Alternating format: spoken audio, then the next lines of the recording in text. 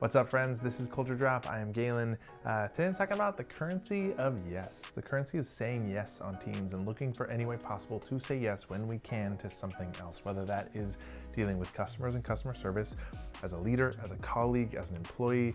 It's like the currency and the impact of looking for ways to say yes to things when we can is so important.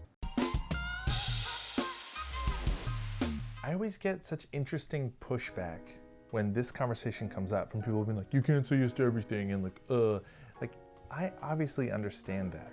This is not about trying to say yes to everything and the idea that we have to be fake positive and ridiculous about ideas that are terrible ideas.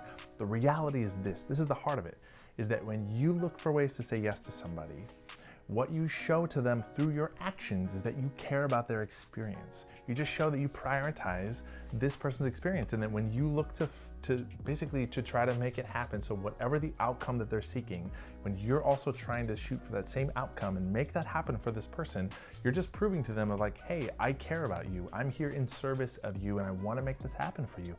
It's not even that difficult of a concept, but it's like the impact that that has on that person and their relationship with you is so important. If that's a customer comes in and be like, hey, can I do this thing? To be like, no, you can't do that. It's against our policy. It's like, or be like, yes, you can. Or, you can't do that exact thing, but let's talk about what you can do, right? And focus on what are they trying to accomplish here? Is there any other way to get to that objective? Is there any way to accomplish that same thing in a different manner?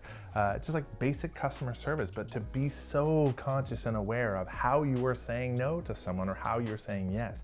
And even just the act of looking for a way to say yes, to be like, let me look into that. Let me see if there's a way we can make this happen for you. Even when it's like for time off for the employees, right? An employee comes to me or to you or whatever to be like, hey, can I have this day off? This thing's happening or whatever. To be like, no, you can't have that time off. You don't have any time off left. Or it's like, who cares? Be like, yes, of course. Make sure that your shift is covered. It's like, what? Who cares if we give people a day off or not? Or another example with employees working from home. Someone would be like, hey, I'm an early riser. Can I start a couple hours early so I'm done by 3 o'clock in the afternoon so I can take my kids somewhere or whatever? It's be like, yeah, of course.